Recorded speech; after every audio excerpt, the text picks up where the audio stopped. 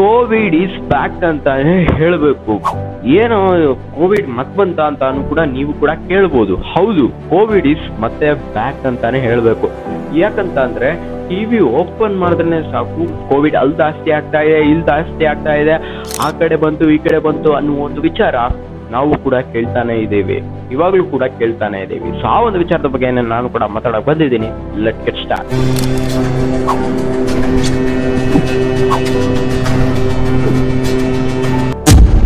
ಏನಪ್ಪಾ ಇದು ಮತ್ತೆ ಕೋವಿಡ್ ಬಂತು ಹಂಗಂತ ಅಂದ್ರೆ ಮತ್ತೆ ಲಾಕ್ಡೌನ್ ಬರತ್ತಾ, ಹಾಗಂತ ಅಂದ್ರೆ ಮತ್ತೆ ಸ್ಕೂಲ್ ಕಾಲೇಜಿಗೆಲ್ಲ ರಜಾ ಸಿಗತ್ತಾ, ಹಾಗಂತಂದ್ರೆ ಎಲ್ಲರೂ ಕೂಡ ಮಾಸ್ಕ್ ಹಾಕೊಂಡೇ ತಿರ್ಗಾಡ್ಬೇಕಾ, ಮತ್ತೆ 2020 2021 ಅಲ್ಲಿ ನಡೆದಿರುವ ಘಟನೆ ತರ ಎಲ್ಲದೂ ಕೂಡ ನಡೆಯತ್ತಾ ಅನ್ನೋ ಒಂದು ಪ್ರಶ್ನೆ ನಿಮ್ಮಲ್ಲಿ ಬಂದಿರುತ್ತೆ. ಆದ್ರೆ ಬಟ್ ಅಷ್ಟೊಂದು ದೊಡ್ಡದಾಗಿ ಯಾವುದು ಕೂಡ ಬರೋದಿಲ್ಲ, ಅಷ್ಟೊಂದು ಮತ್ತೆ ಎಲ್ಲ ಆಗೋದು ಕೂಡ ಇಲ್ಲ.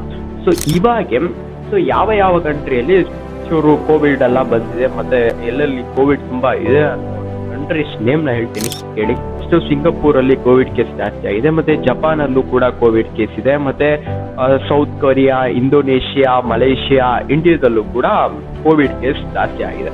ಸೊ ಈಸ್ಟರ್ನ್ ಕಂಟ್ರಿಯಲ್ಲೂ ಕೂಡ ಅಲ್ಲಲ್ಲಿ ಕೋವಿಡ್ ಕೂಡ ಕಾಣಿಸ್ತಾ ಇದೆ, ಮತ್ತೆ ಜಾಸ್ತಿನೂ ಕೂಡ ಆಗಿದೆ. ಕೋವಿಡ್ ಬಂದಿರುವ ಕಾರಣದಿಂದ ಯಾರಾದ್ರೂ ಒಬ್ರು ಸತ್ತೋಗಿದ್ದಾರಾ ಅಂತ ಕೇಳಿದ್ರೆ ಇಲ್ಲ, ಅಷ್ಟೊಂದು ಎಫೆಕ್ಟಿವ್ ಆಗಿಲ್ಲ ಈ ಒಂದು ಕೋವಿಡ್. ಅಷ್ಟೊಂದು ಅಂತಂದ್ರೆ ಸ್ಟಾರ್ಟಿಂಗ್ ಅಲ್ಲಿ 2020 ಅಲ್ಲಿ ಬಂದಂತರ ಬಹಳ ಎಫೆಕ್ಟಿವ್ ಆಗಲ್ಲ ಈ ಒಂದು ಕೋವಿಡ್, ಅಷ್ಟೊಂದು ಎಫೆಕ್ಟಿವ್ ಆಗಿಲ್ಲ. ಸೊ ಹೇಳ್ಬೇಕು ಅಂತಂದ್ರೆ ಇವಾಗ ಬರುವ ಕೋವಿಡ್ ಹೇಗಿದೆ ಅಂತ ಅಂದ್ರೆ ಆಲ್ಮೋಸ್ಟ್ಲಿ ಸ್ಪ್ರೆಡ್ ಆಗತ್ತೆ, ತುಂಬಾ ಎಫೆಕ್ಟಿವ್ ಆಗಿ ನಮ್ಮನ್ನೇ ಸಾಯಿಸ್ಬಿಟ್ಟು ಆ ಥರ ಎಲ್ಲ ಅಷ್ಟೊಂದು ಎಫೆಕ್ಟಿವ್ ಆಗಿ ಕೋವಿಡ್ ಎಲ್ಲ ಇಲ್ಲ. ಯಾಕಂತಂದ್ರೆ ನಾವು ಆಲ್ಮೋಸ್ಟ್ಲಿ 2020 ಅಲ್ಲಿ ಆಲ್ಮೋಸ್ಟ್ ಎಲ್ಲರೂ ಕೂಡ ಕೋವಿಡ್ ವ್ಯಾಕ್ಸಿನ್ ಹಾಕ್ಬಿಟ್ಟು ಆಲ್ಮೋಸ್ಟ್ ಎಲ್ಲದೂ ಕೂಡ ಪ್ರಿಪೇರ್ ಆಗಿದ್ದೀವಿ. ಸೊ ಹಂಗಾಗಿ ಅಷ್ಟೊಂದು ಎಫೆಕ್ಟಿವ್ ಆಗಿ ಇವಾಗ ಬರುವ ಕೋವಿಡ್ ಕೂಡ ಇಲ್ಲ. ಕೋವಿಡ್ ಅಲ್ಲೂ ಕೂಡ ಬೇರೆ ಬೇರೆ ತರ ವೇರಿಯಂಟ್ ಬಂದಿದೆ. ಫಸ್ಟ್ ಸ್ಟಾರ್ಟಿಂಗ್ ಅಲ್ಲಿ ಒಮಿಕ್ರಾನು, ಸೊ ಆ ಥರ ಎಲ್ಲ ಹೆಸರಿಡ್ತಾ ಇದ್ರು. ಸೊ ಇವಾಗ ಬರುವ ಕೋವಿಡ್ಗೆ ಏನಂತೆಲ್ಲ ಹೆಸರಿಟ್ಟಿದ್ದಾರೆ ಅಂತ ಅಂದ್ರೆ ಬೇರೆ ಬೇರೆ ಕೋವಿಡ್ ಅಲ್ಲಿ ಬೇರೆ ಬೇರೆ ತರ ಒಂದು ವೇರಿಯಂಟಿಗೆ ಏನೆಲ್ಲ ಹೆಸರಿಟ್ಟಿದ್ದಾರೆ ಅಂತಂದ್ರೆ JN1 ಅನ್ನುವ ಒಂದು ವೇರಿಯಂಟ್ ಇದೆ, LF7 ಅನ್ನುವ ಒಂದು ವೇರಿಯಂಟ್ ಇದೆ, ಮತ್ತೆ NB1.8 ಅನ್ನುವ ಒಂದು ವೇರಿಯಂಟ್ ಕೂಡ ಇದೆ. ಸೊ ಈ ತರ ಹಲವಾರು ಡಿಫ್ರೆಂಟ್ ಆಗಿರುವ ವೇರಿಯಂಟ್ಸ್ ಗಳು ಇದೆ.